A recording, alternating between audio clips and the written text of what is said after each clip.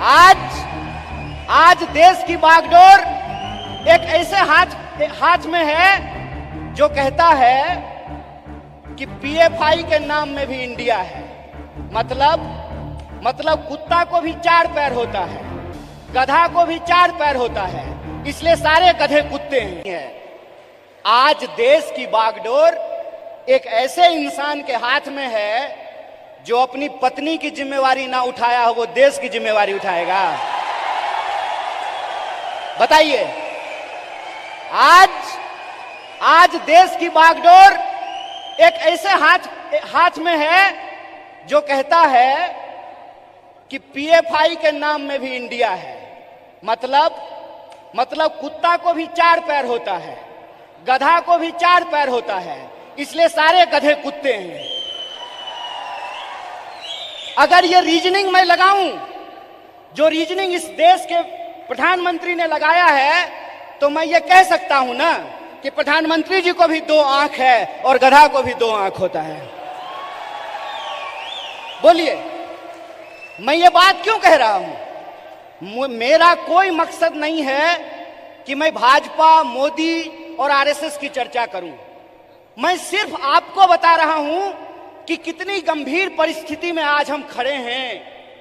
इतनी गंभीर परिस्थिति में खड़े हैं कि संस्थाओं को तो छोड़ दीजिए, व्यक्तियों को भी बोलने का अधिकार नहीं है।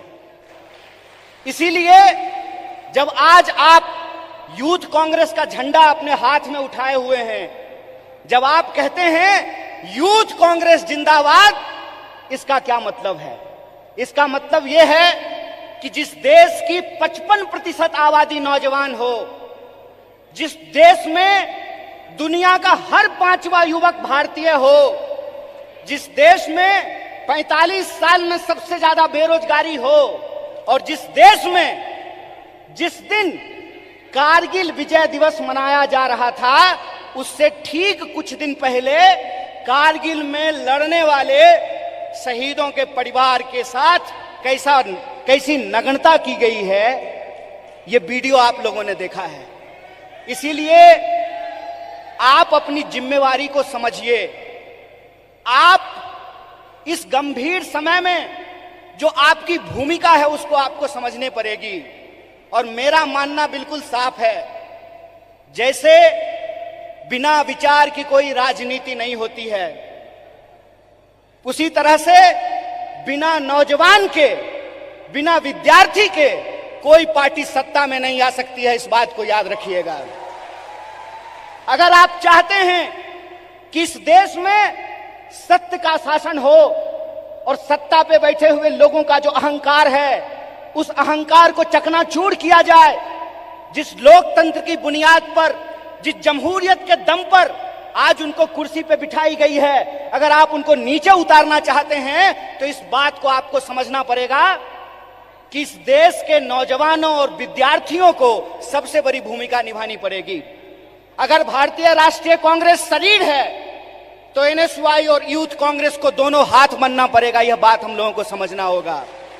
जब तक इस देश का फर्स्ट टाइम वोटर, जिसके मैसेज में, जिसके स्नैपचैट पे, जिसके इंस्टाग्राम में, जिसके व्हाट्सएप पे झूठ परोस करके, मिस इंफॉर्मेशन परोस करके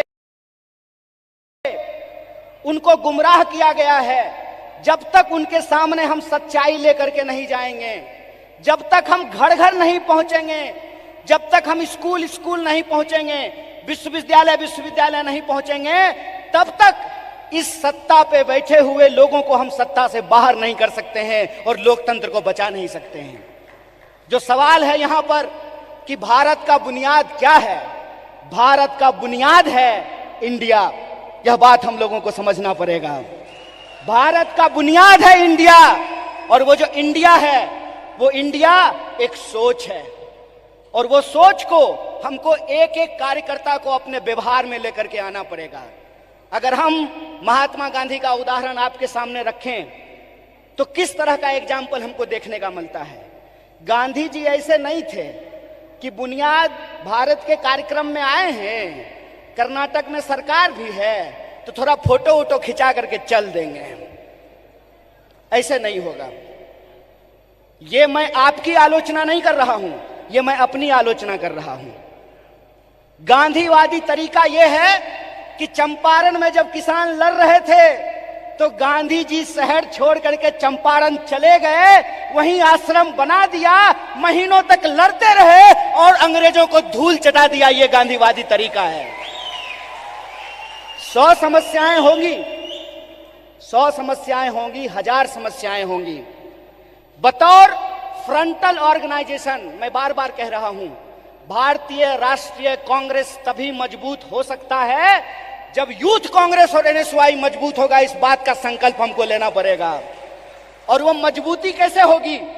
वो मजबूती ऐसे होगी, गांधीवादी तरीके से होगी कि हम एक समस्या को उठाएंगे, लगातार आंदोलन करेंगे और जब तक सरकार और प्रशासन को झुका ना दें, अपने आंदोलन को वापस नहीं लेंगे। ये तरीका हमको अपनाना पड़ेगा।